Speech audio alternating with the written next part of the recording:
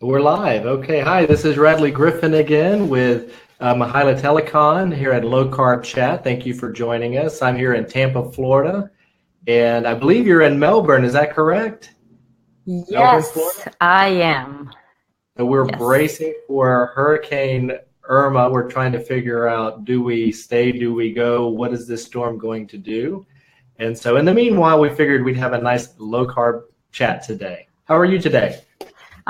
Excellent. I try not to watch the news too much with regards to hurricane because everybody seems to be in a state of panic. And I set the intention that the hurricane will go back into the ocean. It might not even hit Florida. But if it does, I will get plenty of water. Very, very good. Well, today we want to continue our discussions. Well, obviously, we are low carb, high fat aficionados. We love preaching this to our patients, our family, our loved ones, basically people we care about, because we are living this, we are seeing the benefits, and I think that's a nice. We want to start our discussion today with really why are we telling people to eat low carb, high fat, and I think I want us to share what are we seeing in not only ourselves but also our loved ones, clients, patients. So what are you seeing with this diet? Okay, I'll start first. I think the greatest benefit is energy after the adaptation phase, which is about 3-4 weeks on average. Right. People start to have less food cravings and uncontrollable hunger, like obsession with foods. Mm-hmm. And more steady, sustained energy. They say, oh, actually, I have less pain in my joint, or I was able to walk more. So they report overall like a reduction in symptoms that are attributed to like a global low-grade inflammation in the body. Less headaches or migraines, things like that. Less bloating, the face looks a little bit, clothes start to feel different. And I have to say, not everybody experiences immediate or rapid weight loss, especially if the person needs to lose like less than 20 pounds and it happens to be a woman, peri or postmenopausal woman. That I hope can my patients be... are listening. I know, my clients too. That can be a challenge because I hear this, oh, Mihaela, I thought I would be doing this and I would shrink and I would be all of a sudden so skinny. Right. And I have to remind them when I make this joke, and I'm not joking when I'm saying this, I am going to create a t-shirt, and I hope every woman out there trying this will wear this t-shirt. That's gonna say right here on the chest, I am not ice. Therefore, and then on the belly is gonna go like this, I don't melt. And on the back, like right there where the lats are, the big muscles will say, watch me transform. Yeah. Because it takes time for the weight to come off. If somebody needs to lose 100 pounds, they may lose 10 pounds or even 20 in a short period of time and may not even be visible because it's such a great amount of weight they need to lose. But what I want to invite everybody that's trying to adopt this lifestyle, this is a lifestyle, it's not a quick fix diet, to go in it from a health point of view, like setting goals with regards to health and energy, and embrace weight loss as a desirable side effect that will come sooner or later. No, I think that's such strong points. I love the point about it's not a diet for weight loss. That is a side effect of eating this way. The energy aspect, even personally, I love coffee. I would drink it all day long, and I probably drink quite a bit. But even in the afternoons, I was finding yawning quite a bit, low back pain, gut was in a semi constant state of disarray. And then you change the way you eat, and you notice the energy, and you have a desire to want to exercise and be fit. And then what I've really noticed is from, and our patients are telling us this too, you become almost, becomes a habit of feeling good. And then you have a greater idea of what makes you feel bad. And so, for instance, alcohol is a great example, personally speaking.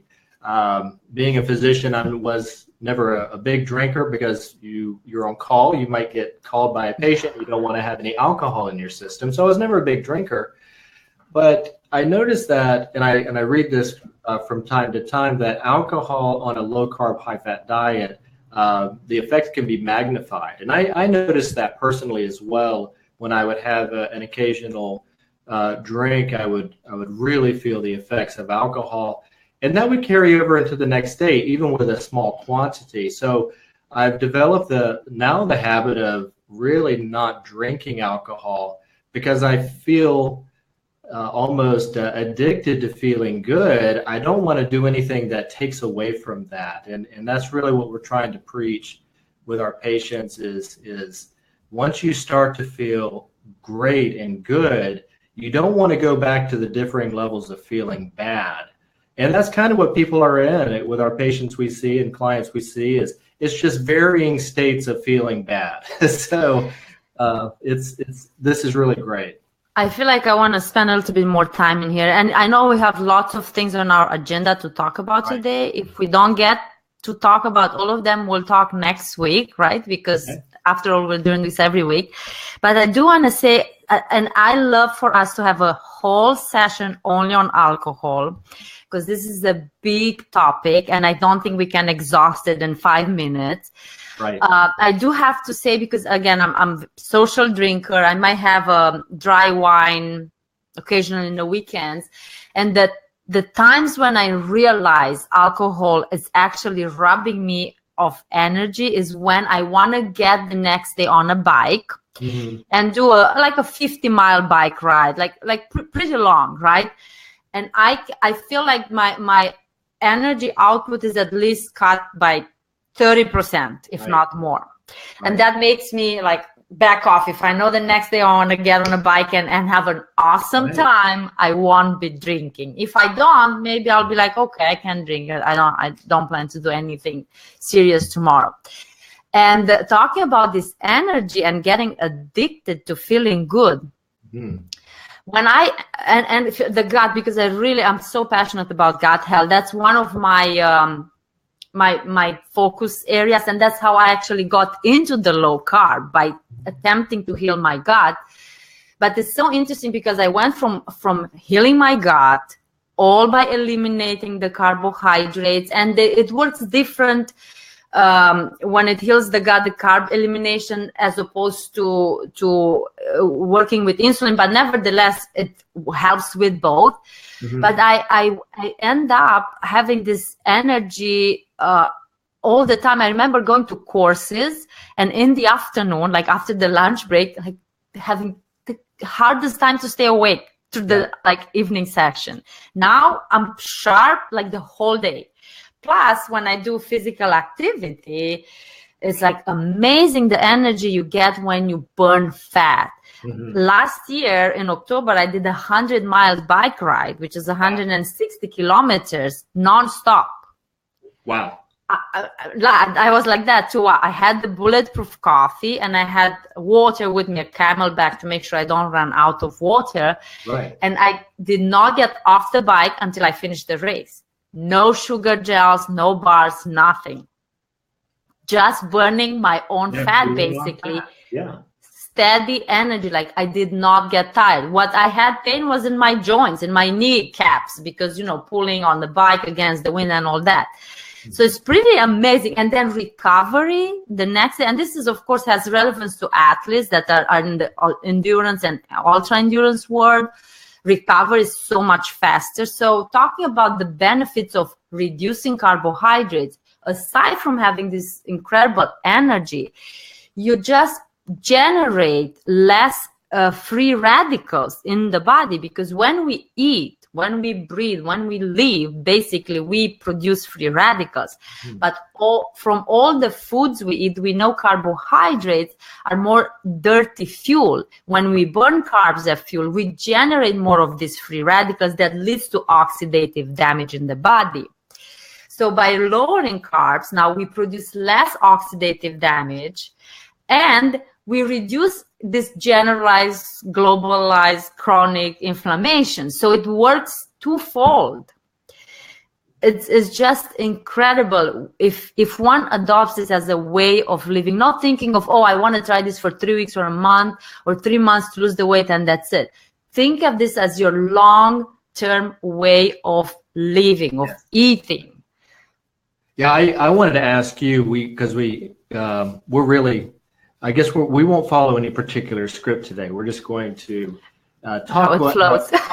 See how it flows. So this brings up a great question. I have so many patients who were initially starting on low carb, high fat, and a common question that many of our patients will ask is, as carbs relate to exercise. So it is rampant in the community right now that not only should everyone be eating a big heaping bowl of oatmeal every morning.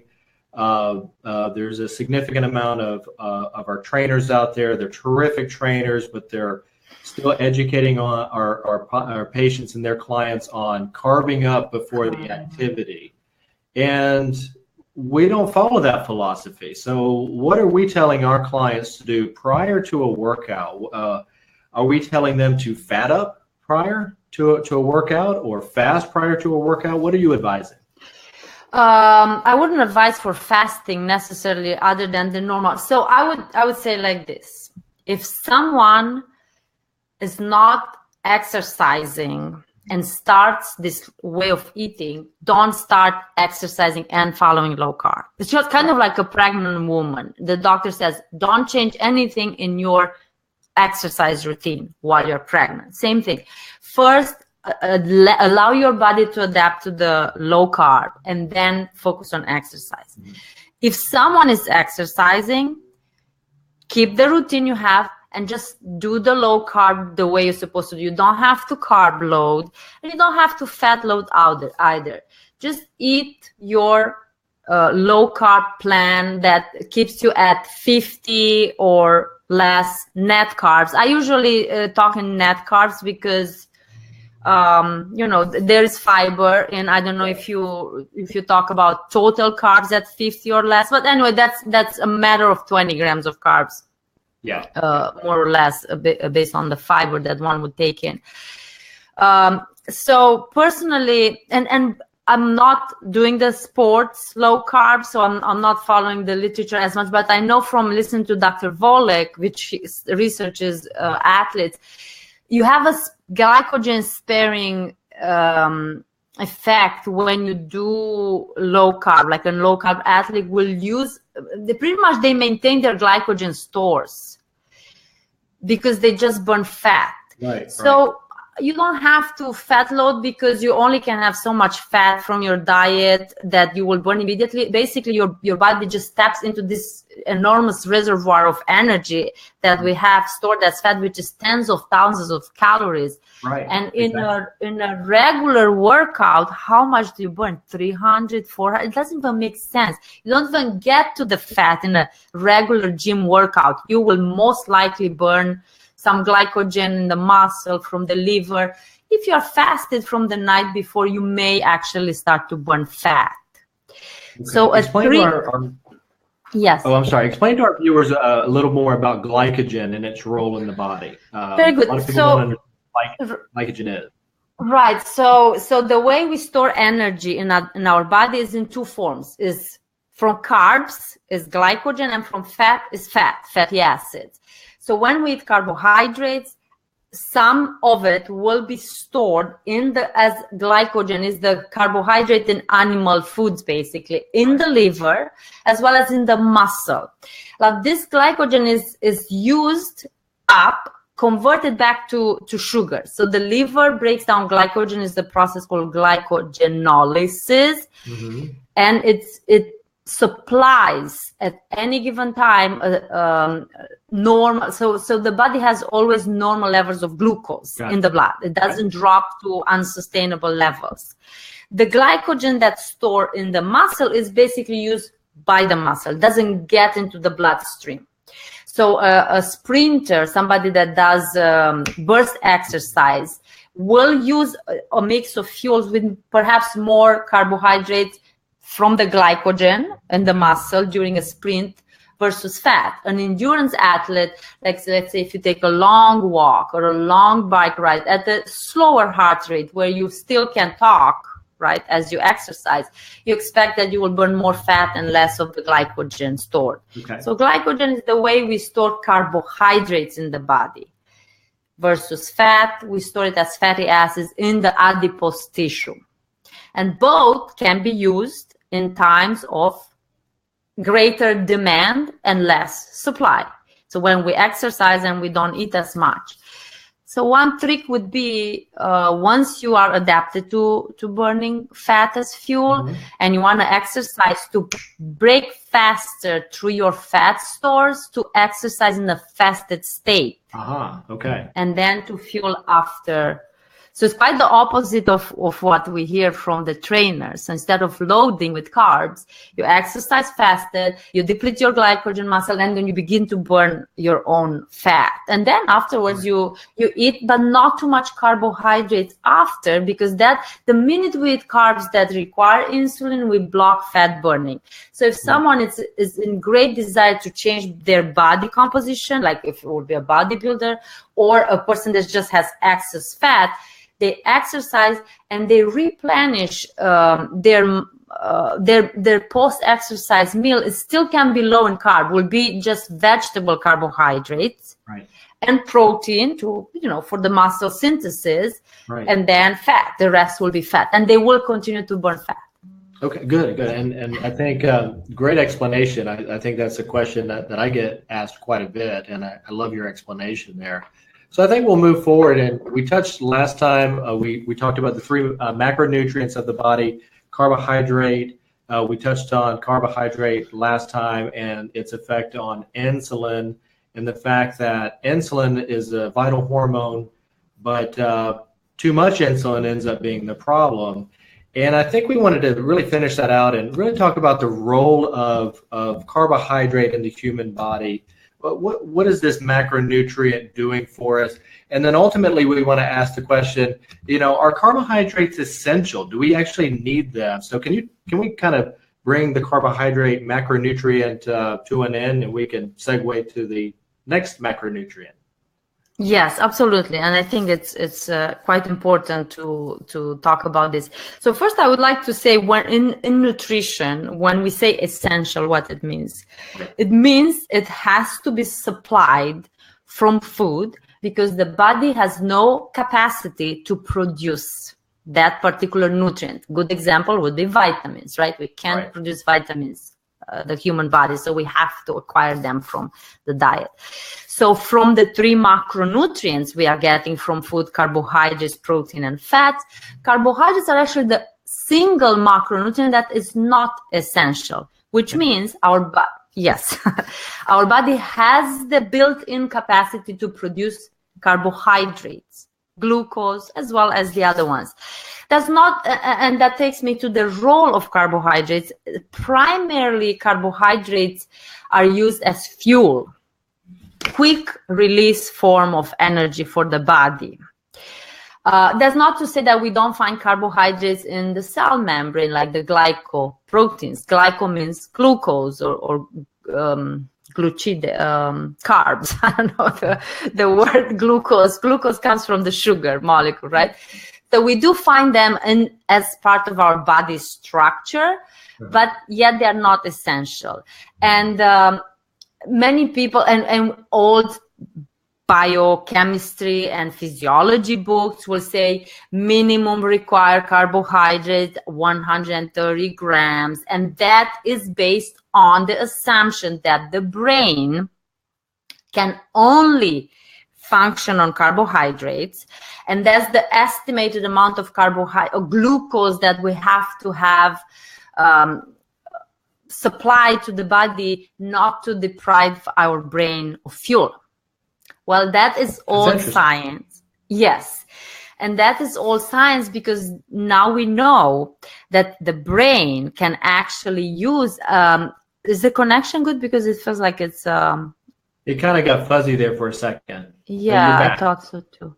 Okay, so that number, because many people will be like, I talked maybe with my dietitian or my doctor, they told me it's dangerous, I cannot restrict carbohydrates to like 50 grams or 20 grams, right? Because it's not safe, but it's perfectly safe. So that number of 130 grams, which we all learn in school about, at least in the dietetics program, is based on that assumption that that's how much we need to supply for the brain. But that doesn't take into consideration the fact that the brain is able to fuel or use as energy source ketone bodies. We know that fatty acids, which are the precursor of these ketone bodies. So going back to, we talk about glycogen and fat as the energy stored in the body. When with no longer glycogen available, right, to be produced to glucose to supply the brain and muscle, the body will always supply enough glucose for the tissues or cells that cannot use anything else but glucose. And I'm going to mention this is retina of the eye, is the red blood cell, and is the liver itself. Those require glucose. We always produce enough glucose. Either we break down glycogen. If we run out of glycogen, there's another process called gluconeogenesis. We produce glucose from non-glucose source, like amino acids or the glycerol that is part of the fatty acid structure.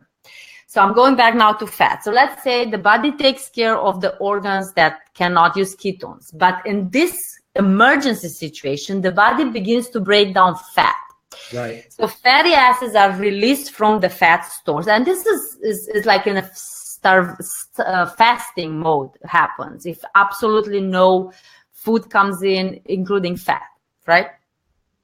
So the body breaks down fatty acids. Fatty acids cannot cross to the brain. There's the blood-brain barrier that's semi-permeable. Only safe things can get to the brain. Right. So that's when people feel the drop in the blood sugar, because fatty acid can't supply energy to the brain, but it can supply energy to the muscle, to the heart muscle, to all the other cells. But what happens, body is beautifully designed and meant to survive hard conditions. So it begins to bring fatty acids. So fatty acids get inside the cell. They get inside those tiny organelles called mitochondria. And there is a process called beta oxidation, which breaks the fats into this byproduct called ketone bodies. Right. Now, ketone bodies are perfect fuel for the brain. They float and they swim. They don't swim anyway. They diffuse through the blood-brain barrier and they get to the brain and supply the brain with energy. And we have so much research coming on about the powerful health benefits of ketone bodies and how it affects the brain in such an incredibly positive way. Right. Not only reducing inflammation but cognitive function through allowing the brain to just upgrade the numbers of mitochondria and neuronal connections. So it makes you sharper, clear thinking, more focused. It's almost like, think about if our ancestors did not have any food and we didn't have this mechanism, which we understand now so well, they couldn't be sharp enough to find and run and hunt their next meal. We wouldn't be here today. Yeah, we would cease to exist as a species if that were exactly. So it's such a primitive biological mechanism that we all have, but because of the lifestyle today, because of this constant abundant food that is so rich in carbohydrates, that almost went like to basement. We have to take it out and dust it off. So the body remembers that, yes, this is available. So that's what we talk about, this adaptation period that's pretty hard to go through. Right. But once you get on the other side and the body remembers how to effect, and it's the concept of metabolic flexibility when you go in and out. Carbs are available, you burn the carbs. Carbs are not available, you burn the fat. The key is if too much carbs are available, then you can't burn the fat. Right, exactly. So that's why we talk about carbohydrate tolerance. How much carbs can you tolerate so you still burn fat? Right. And protein threshold, which we will dive into, if not today, next week. Well, that's a great, good segue to really a topic that a lot of, when we put people immediately on low carb, especially in a medical practice, we're not initially diving right into the wonderful world of fats and, where are we getting our fats? And we are going to talk about that in another session. So the immediate conversion is the elimination, first of all, of sugar. We're telling our patients, okay, we have to drop the sugar. We're talking about reduction of total carbohydrates. And then the Western diet tends to be somewhat fatty, but Americans, we have listened to the American Heart Association. We have listened to them in regards to fat. So fat has really been removed from our diet. And bringing that back in has been, I think, really the struggle with our patients in our practice is converting them back to how we used to think fats are healthy for us. They're not harmful. They are not the culprit regarding heart disease. So that leaves really protein. And too often people say, oh, so you want me on a high protein diet. Mm-hmm. But does low carb necessarily mean high protein in your mind? In fact, not at all. Right. So what I would like to say here is when you start eating low carb, don't worry about how much protein you eat, because through the adaptation phase, it's quite okay and safe. It helps you preserve muscle to eat more protein. But once you feel like well adapted to low carb, like again, less than 50 grams of net carbs. And maybe I should say net carbs is total carbohydrates minus fiber. It's basically the carbs that will require insulin for metabolization. So once you're there, a month, 2 months into it, I highly encourage look at protein. And we'll talk more about protein next week, but too much protein, it's often a cause for people to give up because it's just not easy to eat all the time so much protein. But then it's health. It can affect health in a negative way, and we'll talk next week about the mTOR and cancer and those aspects which are more complicated a little bit. But with regards to protein, maybe. So the answer is not high protein. It's low carb, moderate to low, depending on what's the goal. Like if we talk about cancer, we want to be pretty low in protein and pretty deep in ketosis. If we talk about athletes and bodybuilders, we can go a little bit higher on protein, right? So again, it depends on the person, the age, and the goal, the health goal we are trying to reach. But overall, it's rather moderate in protein. Okay. Good advice. And I think, that's really important because I think as a general rule, people really want to know, we're giving them a number from a carbohydrate perspective. Do you have a general, just initial guideline of the average person who's not in a cancer state, who's not in a bodybuilding state, just the average person who's starting this, they sometimes want to know what is a reasonable number of grams of protein to try to achieve, or do we really focus on that? Is that important in the beginning? In the beginning, I don't stress much protein. Like I said, the first month or maybe even two, I don't worry too much about the protein. But if we want right off the bat, especially if it's a diabetic, for example, to log everything, I would say if you stay anywhere between 50 and 100 grams, and again, women will be on the lower end of the spectrum, men on the higher, maybe for men even up to 125 grams of protein is pretty Okay, most women, they will need around 50, 60 grams.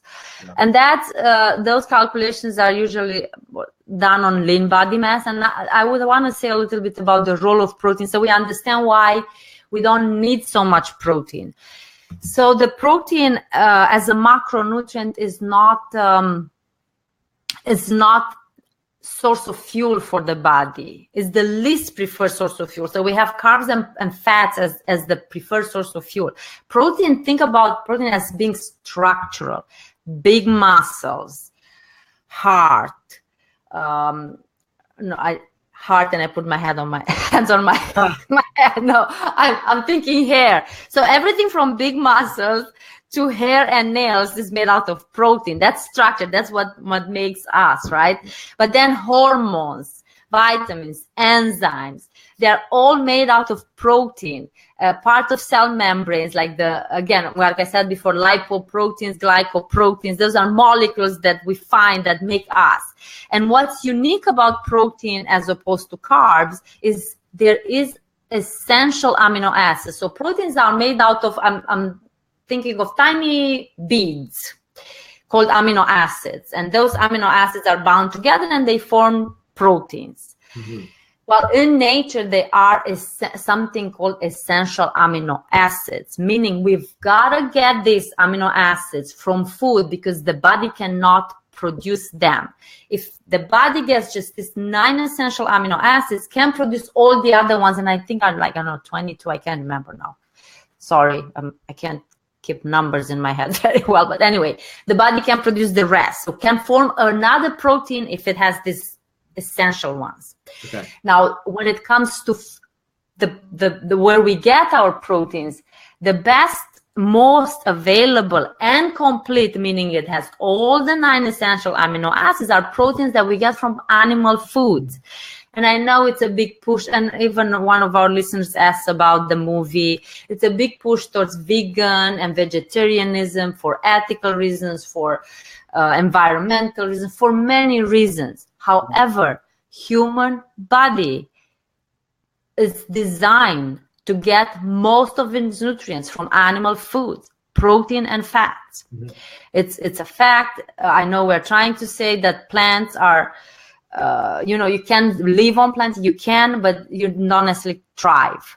And looking at all the data we have from ever since we study humans, there are no cultures in human history that were or are vegan or vegetarians. That's newer to human history. It started as religious purposes because it suppresses sexual desires and ability to reproduce. So it can get quite philosophical and controversial. Yes. But nevertheless, the best and most absorbable protein sources are coming from animal foods. They are not all created equal because of the way we raise animals today. So my message to our listeners, do your best to connect with local farmers. Wonderful. And get your animal protein from animals that are raised on pasture. They graze. They are not fat concentrates, soy or genetically modified crops or animal protein and fats. They are out in the sun. They are humanely raised. And because first of all, their nutritional value is completely different, higher quality as opposed to animals that are raised in confinement, as well as they are less contaminated with the hormones, growth hormones and steroids and antibiotics that the other animals that are raised in confinement are treated with. Right. So it's double-fold or triple-fold. And sustained agriculture is actually good for the environment. It's not contributing to the greenhouse gas production. It's very much in harmony. Grazing is very much in harmony with the ecology. Not going there. I'm not an expert in that, but I know based on everything I'm researching. So and when you follow the low carb, it's not that it's impossible. In fact, Dr. Volek in their new book, not new, but their book on New Atkins for New You, they have a section of if you have to do this low carb plan as a vegetarian or vegan, it's possible, but it's so complicated. It's so time consuming to figure out the plant proteins that you combine so you get all essential amino acids at the same time low in carbs, because plant proteins, nevertheless, we have proteins. Anything that's alive, plant or animal, will have amino acids, but they will come with carbohydrates at the same time. So it's difficult. That's why it's easier if you can embrace clean, happy animal foods. Take them, eat them. And again, a range anywhere from 50 to 100 grams is pretty safe. And I have to say, when we look at grams, if you weigh the steak, it's not going to be 50 grams steak. That's the protein in steak. That would be 50 times 28, I think. Let me see. I think. 50 times 28. That will be the whole day, like 1,400 grams, because it's each ounce of meat, right, has 7 grams of protein. Do you understand what I'm saying? In general, we do per egg 6 or 7 grams of protein per ounce usually. That's kind of the exchange. Yeah. So a piece of steak that's I don't know, let's see, 250 grams. We divide that by 28. That's about almost 9 ounces of protein. You understand? It's not.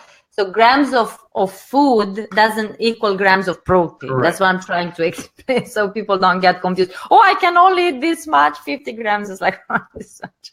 You know, I often, because I don't have these a lot of these figures I've memorized, but as far as carb content in food and grams of food, grams of protein per food source. I often have patients just look at their smartphone and enter in a Google search, grams of protein in a steak, and it's such a wonderful search screen there. It'll actually break down red meat for you.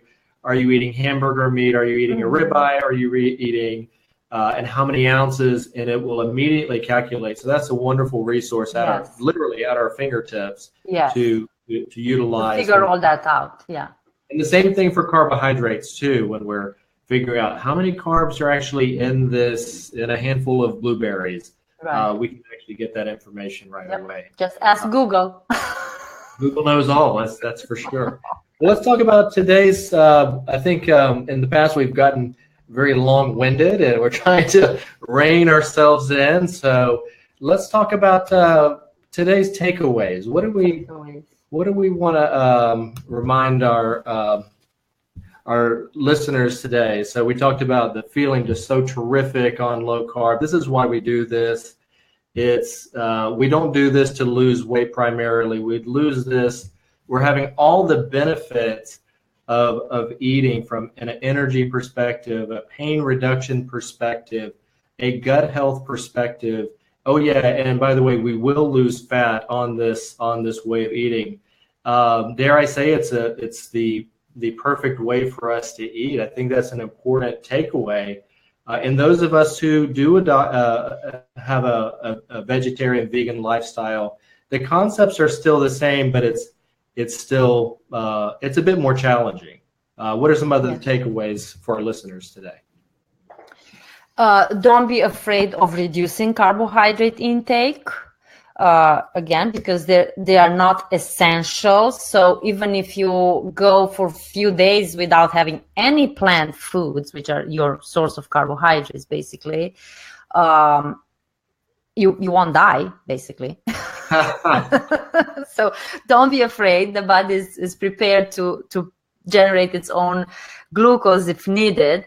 Of course, you don't have to go with no plant foods. You can have plant foods. And then when it comes to protein, don't think that this is a high protein diet, that you're going to have to eat loads of steak and eggs. And no, you will. And eventually, actually, your own body will tell you, will down regulate intake of protein. Right. But at the beginning, yes, if when you take out the carbs, if it comes more natural to you to eat more protein, don't worry about it. Eventually, the appetite will all regulate.